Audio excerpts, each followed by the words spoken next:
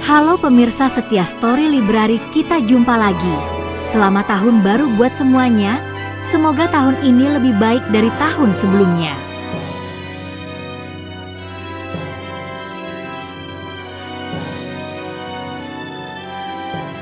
Kali ini, kami akan bercerita tentang sebuah kisah legenda dari Indonesia yang berjudul Timun Mas.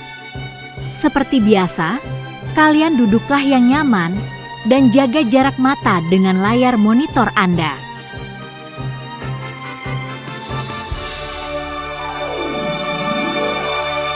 Hai teman-teman, kali ini kami akan bercerita tentang sebuah kisah legenda dari Indonesia yang berjudul Timun Mas. Apakah dari kalian para pemirsa ada yang tahu dari mana kisah legenda Timun Mas ini berasal? Jika kalian tahu, tolong beri kami jawaban di kolom komentar. Pada zaman dahulu kala, di sebuah pulau di Nusantara hiduplah seorang nenek tua yang bernama Nenek Sumini. Nenek Sumini tinggal di pinggiran desa di kaki gunung, dengan pemandangan yang indah dan tanah yang subur.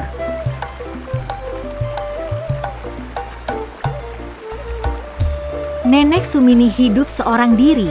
Suaminya telah meninggal, dia tidak dikaruniai anak. Di hari tuanya, Nenek Sumini terlihat sangat kesepian. Apalagi rumahnya jauh dari desa. Hai penonton, perkenalkan namaku Nenek Sumini. Aku tinggal di pinggiran desa di kaki gunung. Aku sangat kesepian setelah suamiku meninggal dunia 5 tahun lalu. Kini aku hidup sendirian sebatang kara. Sejak kami menikah, hingga usia semakin bertambah tua, kami belum dikaruniai anak. Rumahku cukup jauh dari desa. Bila malam tiba, aku semakin kesepian. Andai saja Tuhan bisa memberikan keajaiban, aku bisa punya anak. Maka aku akan menyayangi dan menjaga anak itu dengan penuh kasih sayang hingga akhir hayatku.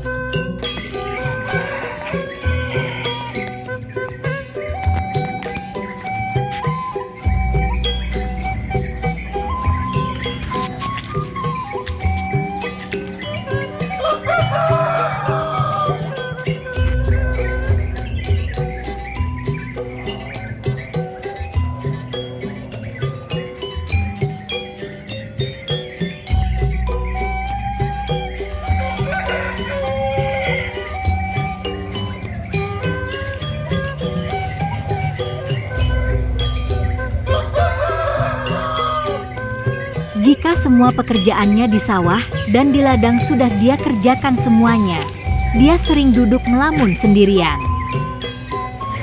Terkadang dia pergi ke atas bukit dan melamun hingga hari menjelang malam.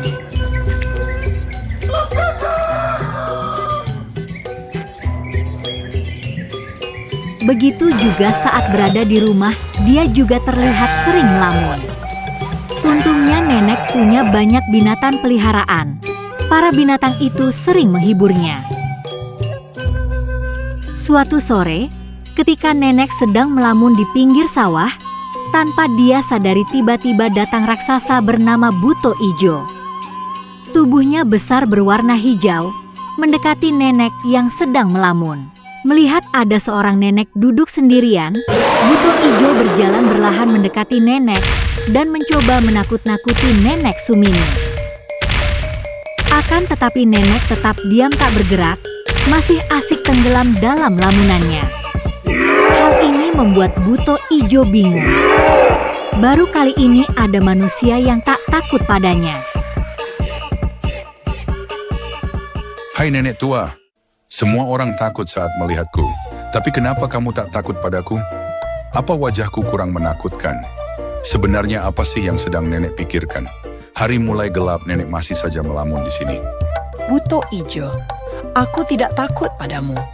Kamu lihat diriku ini, sudah semakin tua, aku juga hidup sebatang kara, aku tak punya keluarga dan anak.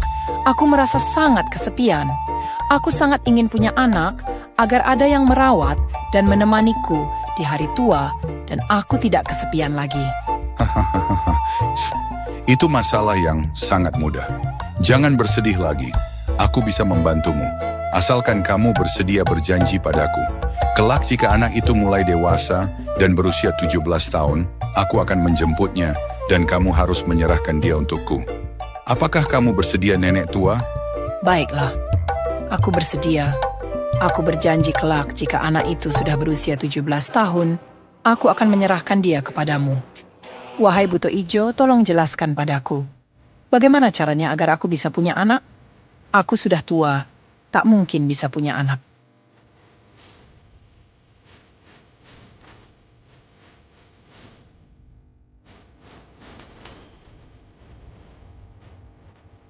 Apa maksudmu, wahai buto ijo? Kamu ingin agar aku menanam biji timun ini? Tanam dan rawatlah dengan baik biji timun ini, hingga dia tumbuh dan berbuah. Ini adalah biji timun ajaib. Kelak buahnya akan berukuran sangat besar, dan di antara buahnya akan lahir seorang bayi mungil. Kamu cukup memeliharanya selama 3 minggu. Pohon timun ini akan tumbuh dengan pesat. Terima kasih buto ijo. Semoga saja biji timun ini benar-benar bisa tumbuh dan bisa memberikan aku seorang anak. Aku akan merawatnya dengan penuh kasih sayang. Aku akan pulang sekarang untuk nanam biji timun ini segera. Pulanglah, Nek. Ingat, jangan lupakan janjimu padaku. 17 tahun kemudian, aku akan datang bertemu denganmu lagi, sekaligus mengambil anak itu.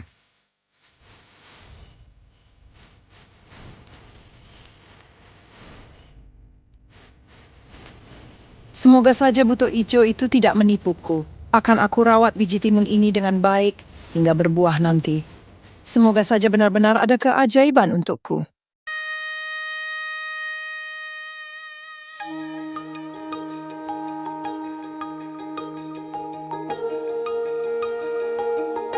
Wow, ternyata benar. Pohon timun ini memang tumbuh sangat cepat. Baru beberapa hari sudah seperti ini dan sudah mulai berbunga. Aku akan memindah pohon ini ke kebun. Di sini terlalu sempit. Pohon timun pemberian buto ijo tumbuh sangat pesat dan menjadi pohon timun raksasa. Hanya dalam waktu 3 minggu sudah mulai berbuah, buahnya pun sangat besar.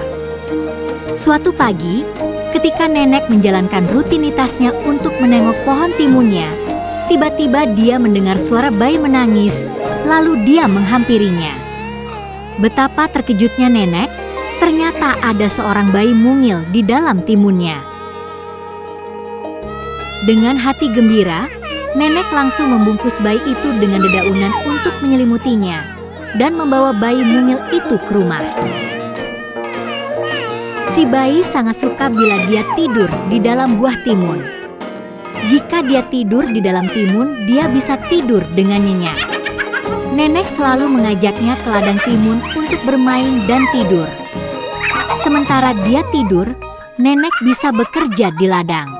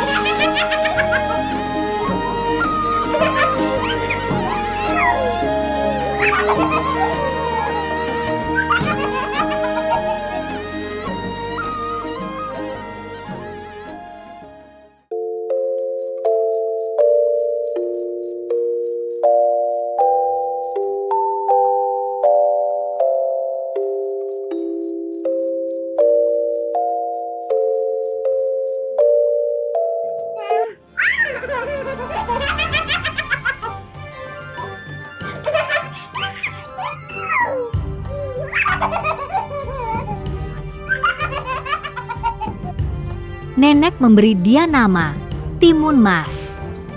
Semenjak ada Timun Mas, kehidupan nenek lebih ceria. Dia terlihat sangat bahagia.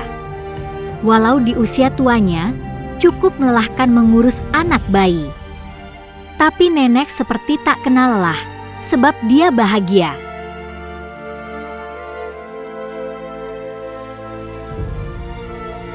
Hari-hari dilalui dalam kebahagiaan dan keceriaan.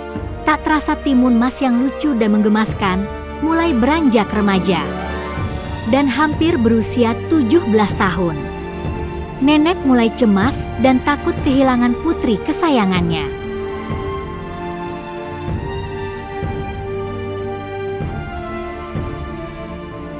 Hai teman-teman, aku adalah Timun Mas. Aku sangat bersyukur telah dilahirkan menjadi manusia dan memiliki ibu sebaik ibuku. 3 hari lagi aku berusia 17 tahun. Ini membuat ibuku cemas, sebab dulu ibu pernah berjanji kepada Buto Ijo untuk menyerahkan aku padanya saat usiaku tepat 17 tahun.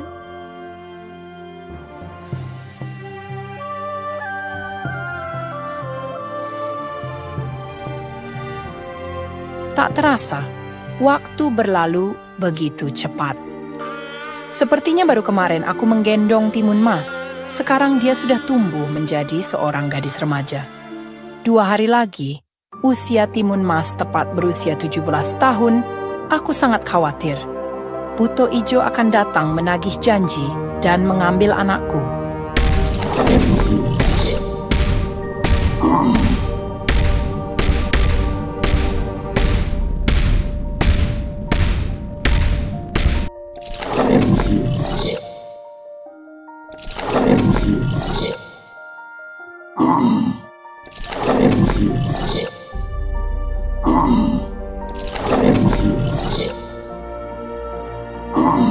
Wahai Buto Ijo, aku akan menyerahkan putriku padamu, tapi tidak hari ini. Kumohon beri aku waktu 1 minggu. Aku perlu mempersiapkan diri untuk bisa berpisah darinya, dan itu sulit sebab aku sangat menyayangi Timun Mas. Tolonglah beri aku waktu, aku tak akan mengingkari janjiku padamu. Nenek tua, aku sudah memberi kamu waktu cukup lama. Awas saja jika kamu macam-macam denganku. Baiklah, aku beri kamu waktu 3 hari, aku akan tinggal di hutan dekat sini. Selama 3 hari itu, aku akan mengganggu penduduk sekitar sini, sampai tiba waktunya kamu menyerahkan putrimu padaku. Kumohon, jangan kamu mengganggu orang yang tak bersalah. Mereka tak tahu apa-apa tentang hal ini. Ini perjanjian. Antara kita berdua tak ada hubungannya dengan mereka. Aku tidak peduli. Ini semua karena kesalahanmu. Kamu yang harus bertanggung jawab. Semakin lama kamu menunda-nunda waktu, semakin lama aku akan mengacau di sini.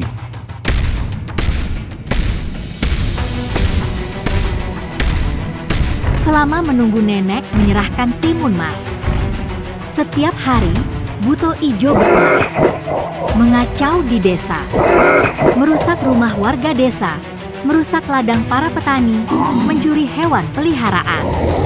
Ini membuat warga desa resah dan ketakutan.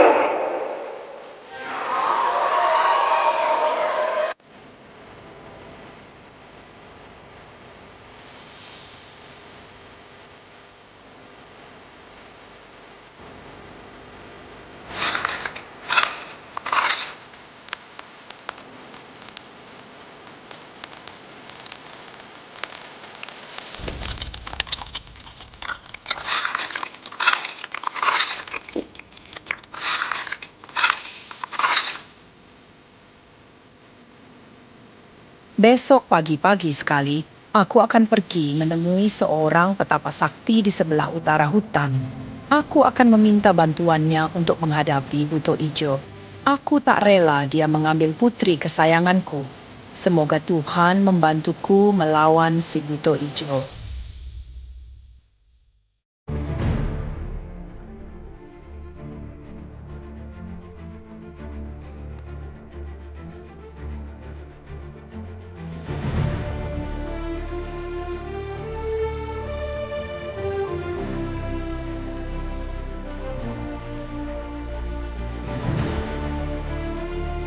Wahai Ibu Sumini, ada hal penting apakah yang membuat Ibu datang dari jauh untuk menemui saya? Apa ada yang bisa saya bantu? 17 tahun lalu, aku bertemu Buto Ijo. Dulu aku sangat kesepian, ingin punya anak. Lalu dia bersedia membantuku dengan syarat aku harus menyerahkan putriku saat dia berusia 17 tahun. Dan aku menyetujuinya. Akan tetapi kini aku tak rela menyerahkan putriku padanya. Dia raksasa jahat.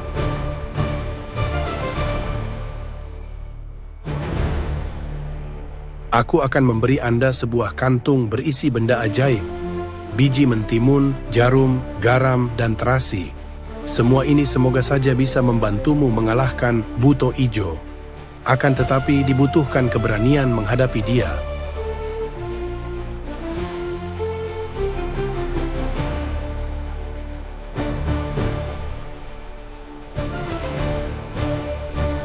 Berhati-hatilah menghadapi Buto Ijo. Dia itu raksasa yang pemarah, tapi bodoh dan rakus, yang sering meresahkan masyarakat. Aku berharap semoga putrimu bisa mengalahkan Buto Ijo. Terima kasih atas bantuan Anda, Resi. Aku mohon pamit. Aku harus segera kembali sekarang, takut kemalaman di hutan.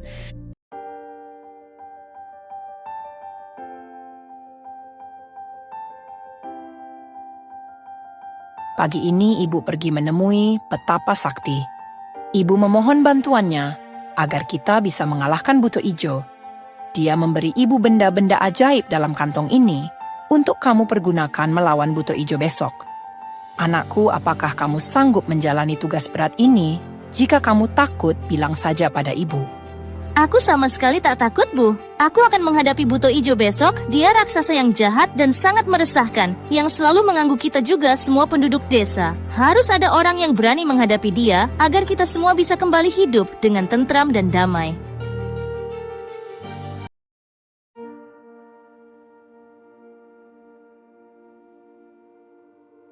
Ibu benar-benar mengkhawatirkanmu, nak.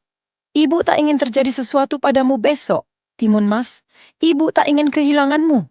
Kamu adalah harta ibu yang sangat berharga dibandingkan dengan apapun di dunia ini. Ibu tak perlu khawatir. Serahkan saja si Buto Ijo jelek itu padaku. Biar aku sendiri yang menghadapi dia besok. Aku yakin aku akan berhasil mengalahkan dia. Bukankah Resi Sakti telah memberi kita benda-benda ajaib? Aku akan berangkat pagi-pagi sekali besok. Berhati-hatilah, Timun Mas anakku. Ibu akan berdoa demi keselamatanmu, juga demi kedamaian desa kita ini. Bawalah makanan dan minuman yang cukup untuk di perjalanan nanti. Tuhan memberkatimu, anakku.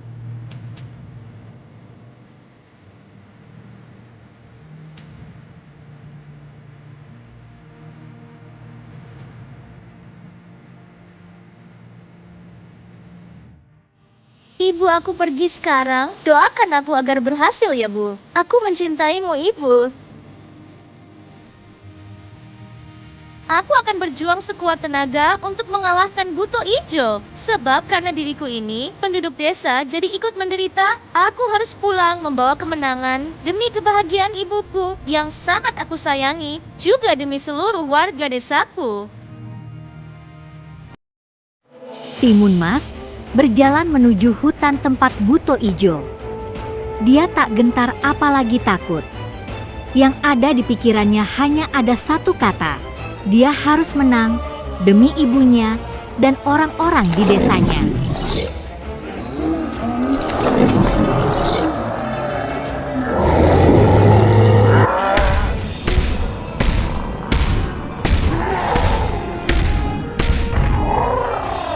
Raksasa mulai mengejar Timun Mas. Benda pertama yang dia lemparkan adalah biji timun. Tiba-tiba saja tumbuh akar-akar hidup melilit si raksasa dan mengikatnya.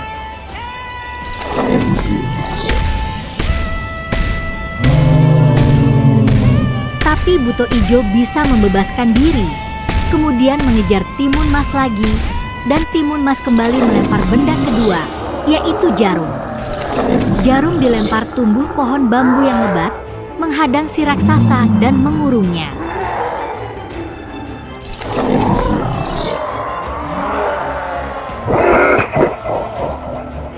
Buto Ijo kembali bisa membebaskan diri, kemudian mengejar Timun Mas lagi, dan Timun Mas kembali melempar benda ketiga, yaitu garam.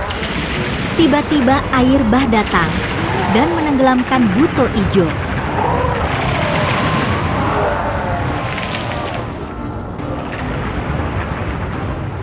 Buto Ijo ternyata pandai berenang, akhirnya bisa ke daratan dan kembali mengejar Timun Mas lagi. Timun Mas kembali melempar benda keempat yang terakhir, yaitu terasi. Tiba-tiba Buto Ijo terjebak dalam lumpur hisap. Dia berjuang untuk naik. Semakin Buto Ijo bergerak berusaha untuk naik, dia semakin terhisap dan akhirnya dia pun kelelahan dan tenggelam dan menghilang di dalam lumpur hisap.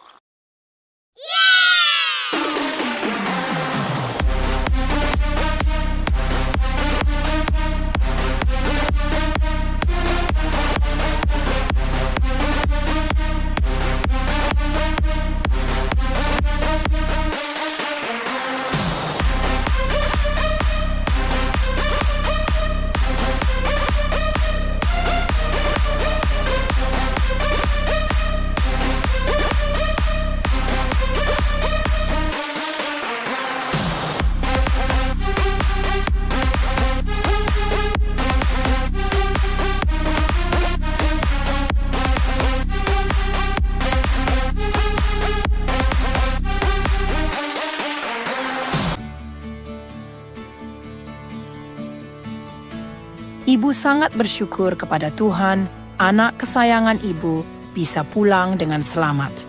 Dan kamu juga berhasil mengalahkan Buto Ijo. Ibu sangat bangga padamu, Timun Mas. Kamu sangat hebat dan pemberani. Ibu, kali ini aku bisa kembali pulang dengan selamat. Ini semua karena doa ibu. Aku sangat bersyukur Tuhan memberi aku seorang ibu yang baik dan sangat mencintai aku. Aku juga sangat mencintaimu, Ibu. Kita berhasil mengalahkan Buto Ijo. Sekarang kita bisa kembali hidup tentram dan damai.